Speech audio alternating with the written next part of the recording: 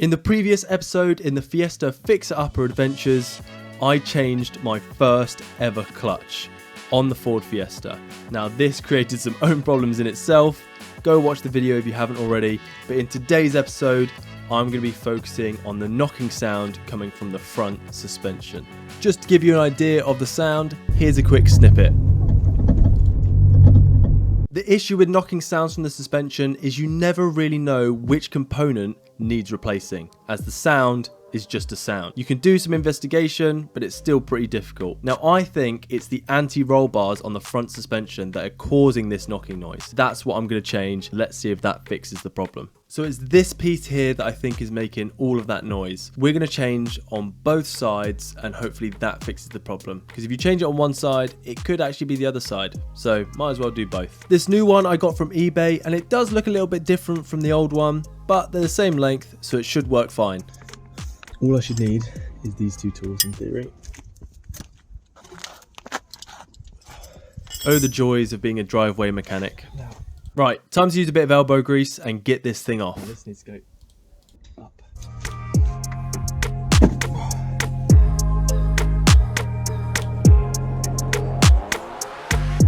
That is what I'm doing. So I've got a spanner and the Allen key in the middle to stop it spinning. And then I'll have to do the same with the bottom one as well. It's gonna be more awkward because I've got to go on the other side. But yeah, that'll take it out from the top and the bottom. There's only 2 bolts, so it should be easy. Yeah, let's just hear that one again. There's only 2 bolts, so it should be easy.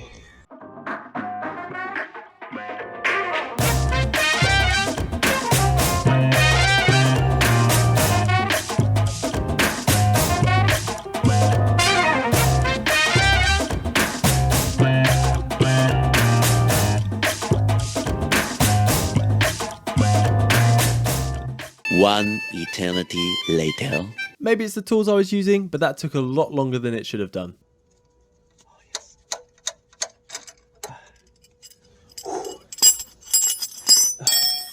There we go. You can see it's off.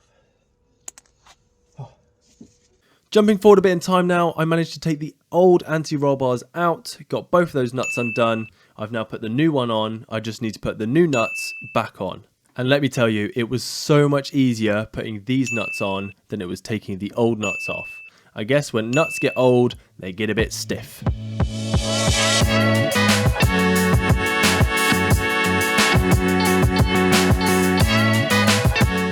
And that is the new anti-roll bar installed on this side of the car.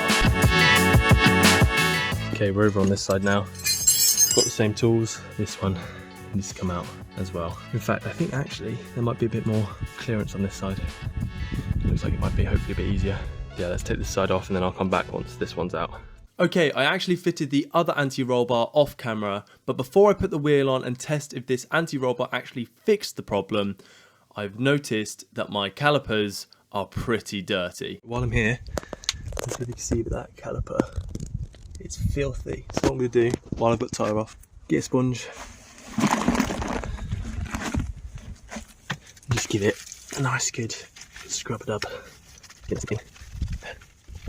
I'd actually forgotten how vibrant these calipers are once they're nice and clean. Just look at how dirty that water got.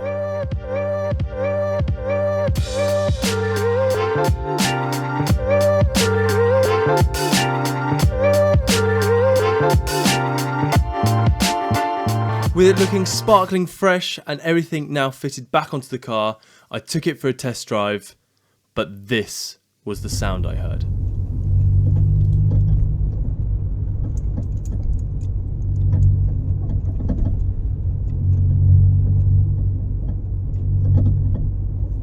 So I still think the anti-roll bars needed replacing, but in order to get rid of that noise, I'm going to have to replace a different part of the suspension system. As I mentioned earlier in the video, from just a noise, it's really hard to pinpoint exactly what the problem is. But I think I've got an idea of what it could be. See if you can guess which part I'm changing this time. To get to the part I want to change, I first had to take the following 2 bolts off of the car.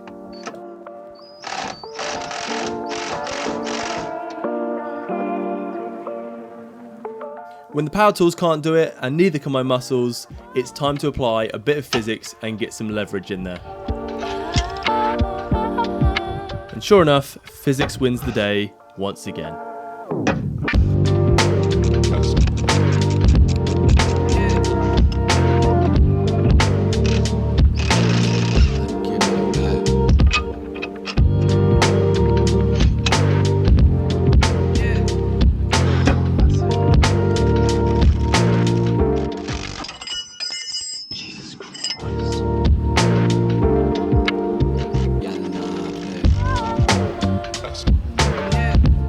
This nut was feeling a lot harder to take off than it probably should, so to make sure I wasn't cross-threading it, I had to go tighten it back up again and then try again unloosening it.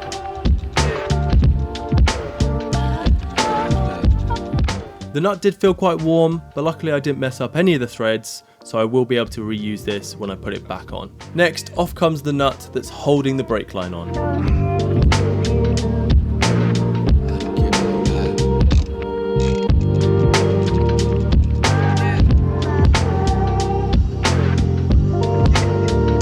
Annoyingly, despite only having just put them in, the anti-roll bars have to come back off so that I can get to the part I'm trying to change.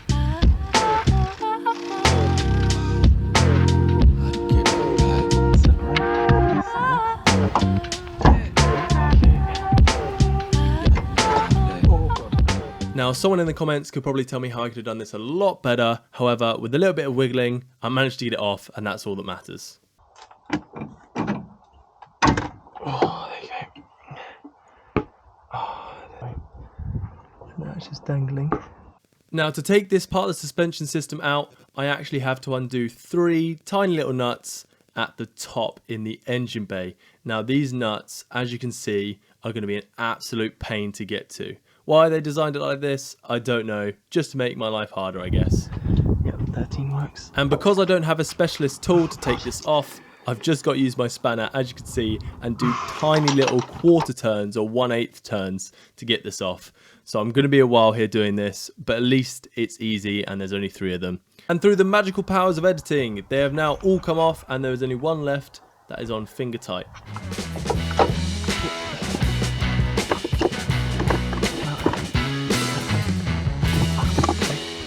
So in case you haven't guessed it already, the part I'm going to be changing is the top mount. The reason I've chosen to change this part is because the sound kept happening when I was going up and over bumps. So I'm guessing there must have been a bit of play within the top mount. So if I replace it, it should stiffen it up and get rid of any noises and fix the problem. Well, let's hope so anyway. Wait, hold up. Have you seen what I've done wrong here? I've completely forgotten the spring compressors. This was the result. Only joking, luckily I remembered just before things went bad. As you'll see in this low quality video, this is what could have happened. To stop my face from being turned into a knuckle sandwich, I'm going to get myself a pair of these and then we're going to do it the right way. What I need to do is get my spring compressors and compress that before I take that off. Oh god, that could have ended really badly.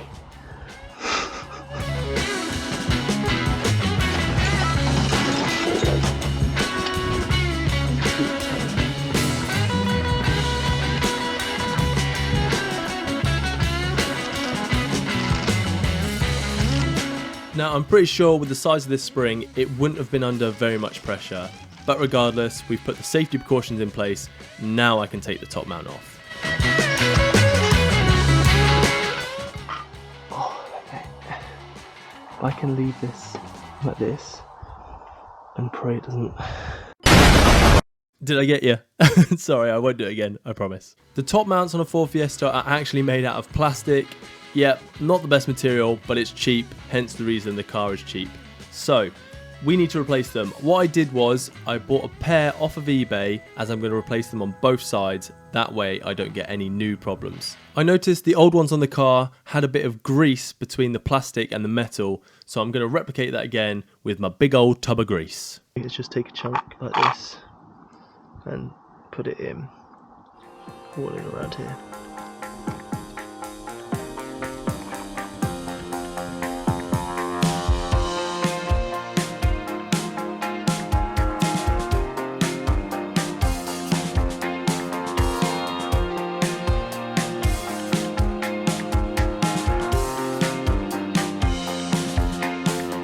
So putting the top mount back on, I wasn't really sure what torque setting I needed to do to put it back on with. Looking online, it seemed just give it a good old dugga with the impact driver.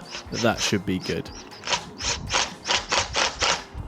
I managed to get it on nice and tight, and I've got no worries about this thing coming off while I'm driving.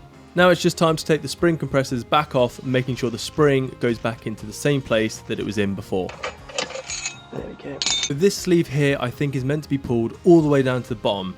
I tried my best, I tried to get it to go all the way back down, but it just didn't want to stay. If anyone knows the correct way this should be, please let me know down in the comments. But as far as I'm aware, this strut, spring and top mount is ready to go back into the car. I've got to try and wrestle this back in now.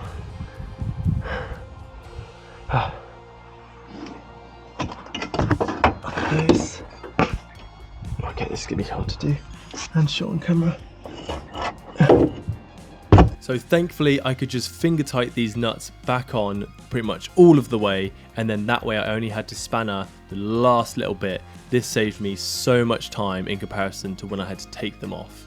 So with the top mount securely back on, I just need to get the rest of the suspension system put back together. I can get this thing back down on the ground and test if this actually fixed the problem. Get this anti-roll bar somehow back into here.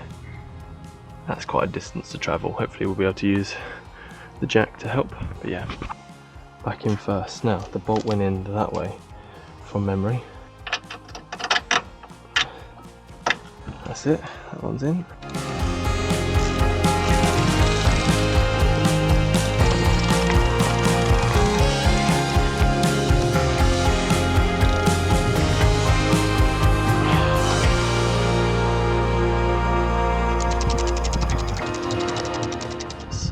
This goes back on here, and this clips back into here.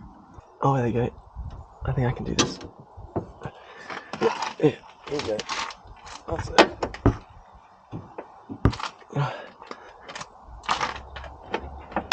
Oh, scheiße.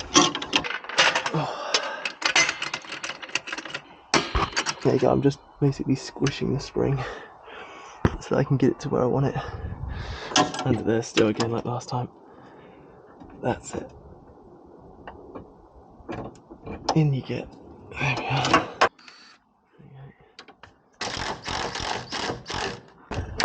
Oh, let's try not to get it stuck on that. Time to get wheels on and back on the ground.